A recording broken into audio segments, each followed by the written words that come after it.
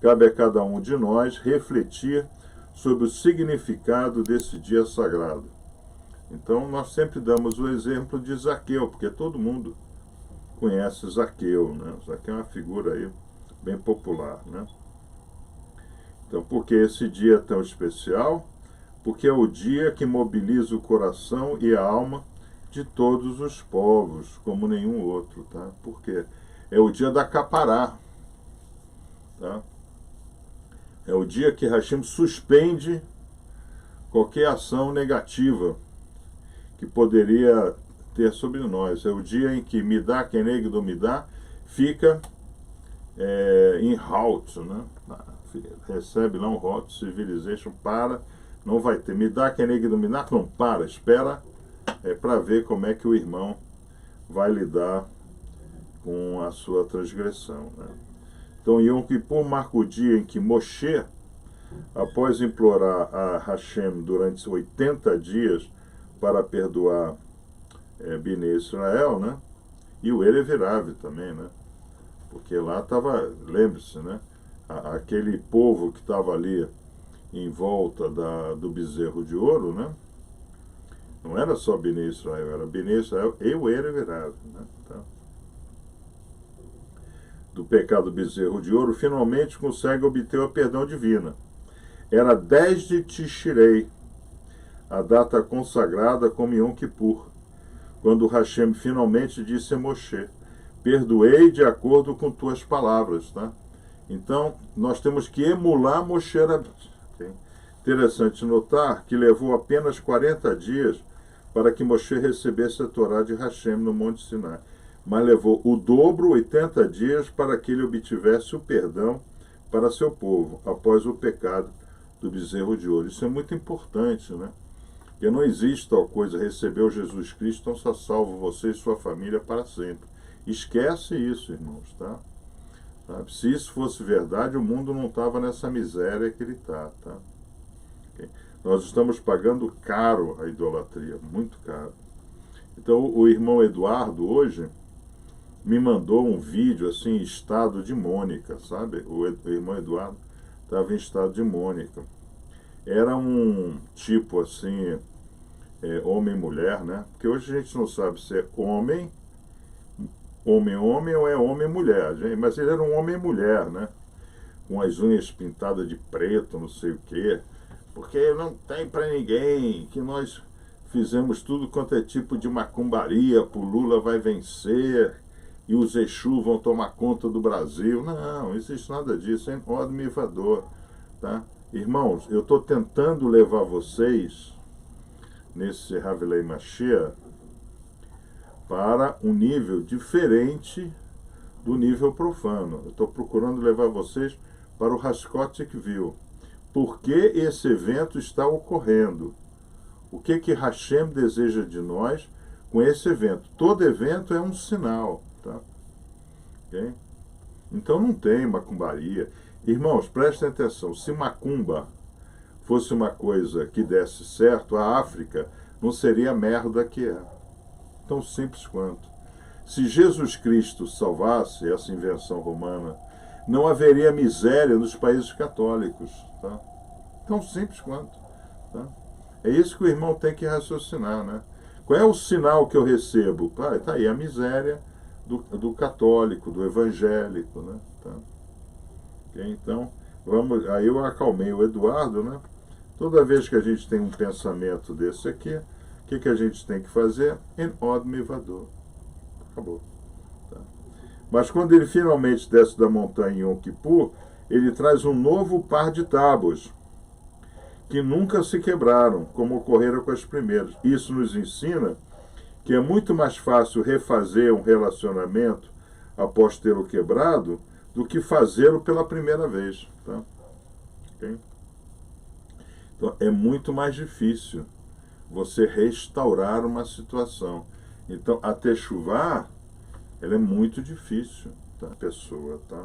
Então, após longo jejum e das proibições desse dia, Yom Kippur é uma data de grande júbilo. O Talmud ensina que é um dos 2 dias mais felizes do ano, por ser o dia em que Hashem perdoa seu povo pelas transgressões cometidas contra ele. O outro é 15 de Menarem, ave, né? 15 de ave. Tá? Também é associado à entrega da Torá, por ser quando Moshe voltou ao acampamento de Israel com o novo par de tábuas, tá? Os 10 mandamentos, que constituem o núcleo dos 613 mandamentos. Tá? Isso também é uma coisa que a grande meretriz, né, ela confunde a cabeça, né, do ignorante. Os 613 mandamentos são parsuquim da Torá. Então vocês, por exemplo, receberam os 613 mandamentos. Então vocês vão lá, leem a mitzvah e do lado está o parsuk, livro e parsuk. Né? É importante o irmão saber disso. Tá? Não são 613 leis a mais, não. Existem 10 leis, aí fragmenta, e a Torá é escrita. Yom Kippur é o dia mais feliz do nosso ano, pois nos ensina que nosso vínculo com Hashem é incondicional e eterno. Por isso que nós levamos a nossa Torá, né? Até lá, né? O irmão tem essa oportunidade, né, de ficar como Moshe, face a face com o sagrado.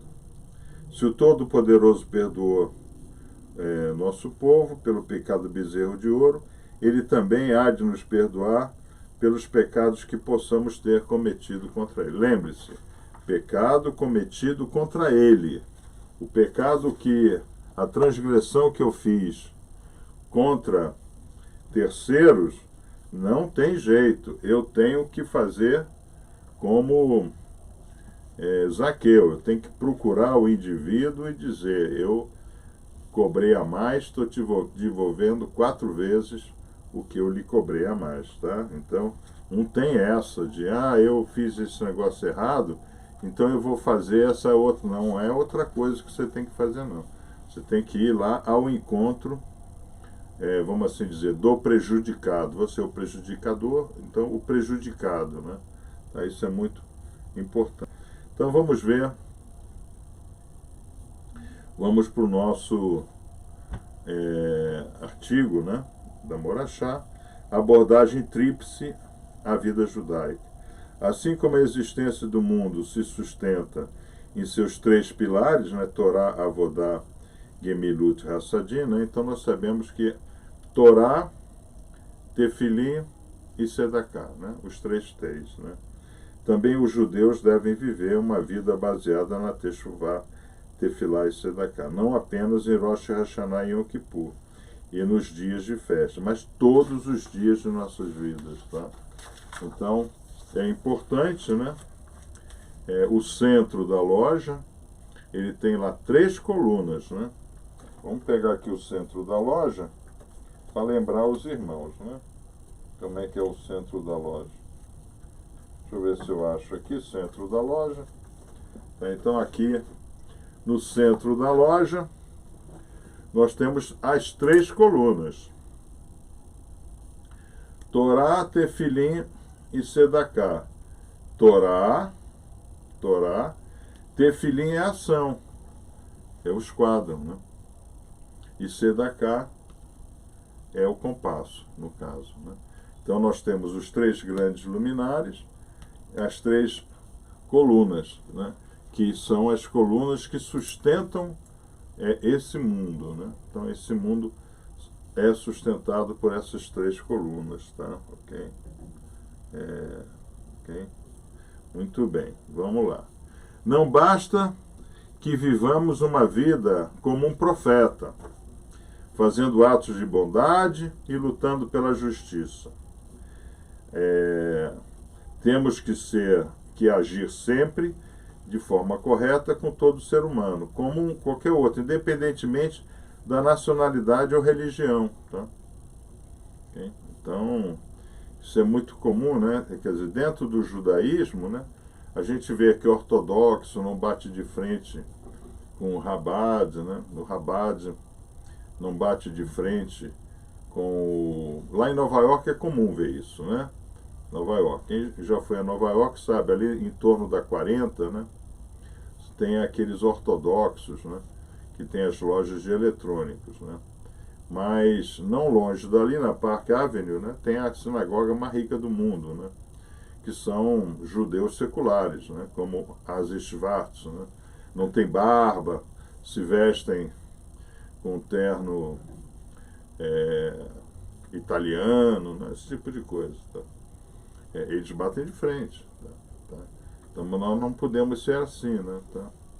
Então nós temos que tratar bem a todos, né, tá? Procurando levar a Torá, Tefilim Sedaká, para todos. Né? Isso é muito importante. Okay? Bondade e generosidade são domínio exclusivo, aqui é chamado de judaísmo. Né, tá? Então, por quê? Porque nós sabemos que a roda, né, nós sabemos que a primeira sépira, né, é Hesed. Né? Então nós dizemos que quando Hashem criou, o seu coração estava abundante em Hesed. Né? Então ele queria dividir com a criatura toda a Hatova. Né? Isso é uma questão importante da gente entender. Né? Tá? Então, além disso, buscar a justiça e a generosidade destituídas de sabedoria pode levar a erros tolos e graves. Tá? Por exemplo, se você recebe demais com seu filho, né? Passa a mão na cabeça do seu filho, né? Meu filho é vítima de alguma coisa, né? O viticismo, né? Isso não pode acontecer. Você às vezes tem que ter uma guevura, né, para cima dos filhos. Muitas revoluções, inclusive a que levou ao socialismo na Rússia, começaram com boas intenções, mas resultaram em injustiça, sofrimento e morte de milhões. Né? Isso é importante. Na vida não basta ser bom, é preciso também ser sábio. Tá? Então, essa sabedoria, a gente sabe que Horma está acima de Hesed. Né? Nós sabemos que Binah, que é entendimento, está acima de Gevura. Tá? Então, vocês que são pais, né, vira e mexe, tem que ter Gevura para fazer o entendimento prevalecer. Às vezes a criança não está entendendo de forma correta certa coisa. Né, tá? Isso é muito comum, por exemplo, né, pessoas como eu, que têm problema de glicemia, né? Pode aumentar a glicemia, etc. Então, eu entendo que isso faz mal. Tá? Então, eu tenho que usar de Gevura para combater o desejo de um doce, de uma fruta, algo assim. Então, é importante a gente ter isso na nossa cabeça. A sabedoria deve levar à bondade, e essa deve seguir o caminho da sabedoria. Portanto, até o mais generoso deve dedicar parte do seu tempo a estudar a sabedoria divina. Tá? Então, não adianta ser bom, tem que ser sábio. Né? Também, estudar, aprender sobre Hashem e o que ele espera de cada um de nós. Né?